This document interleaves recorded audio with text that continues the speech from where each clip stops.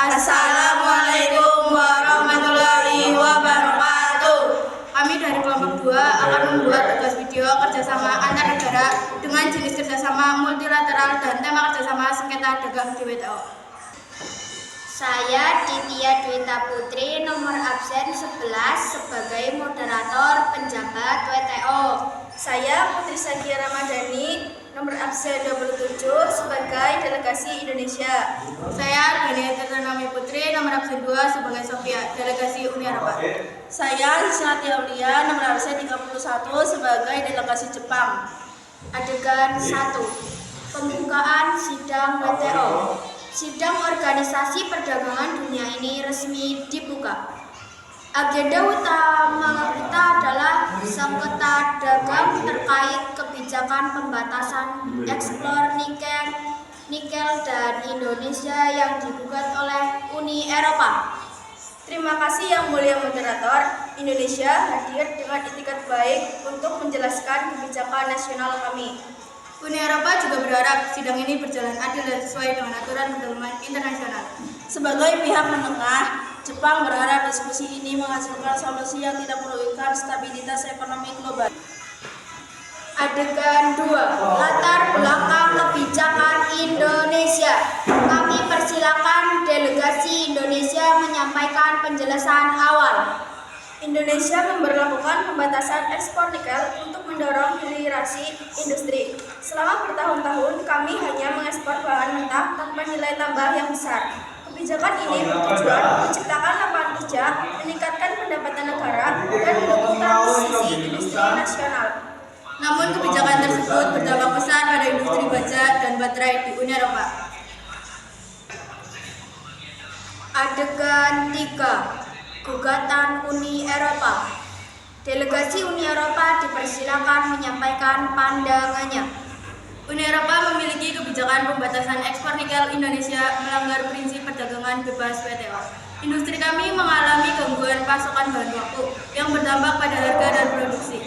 Kami memahami dampak tersebut, tetapi setiap negara memiliki hak untuk mengelola sumber daya alamnya. Hak nasional tetap harus sejalan dengan komitmen internasional.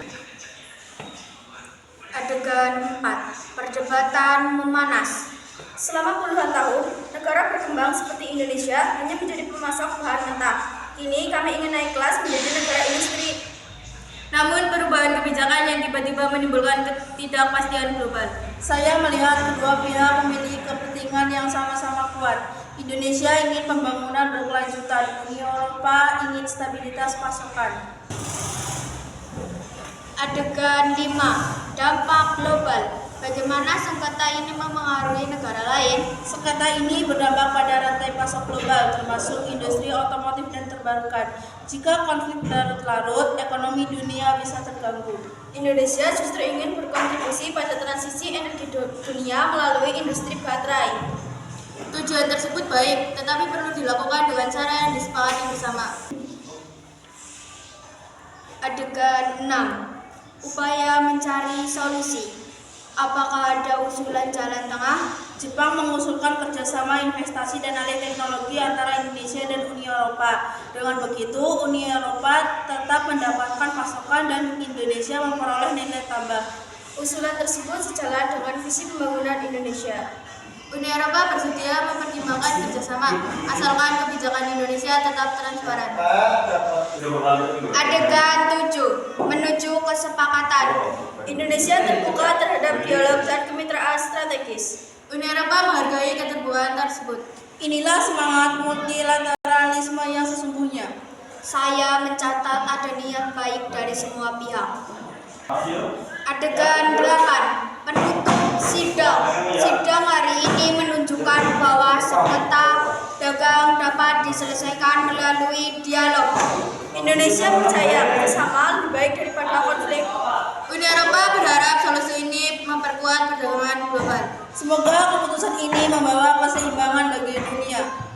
Perdagangan adil untuk masa depan bersama.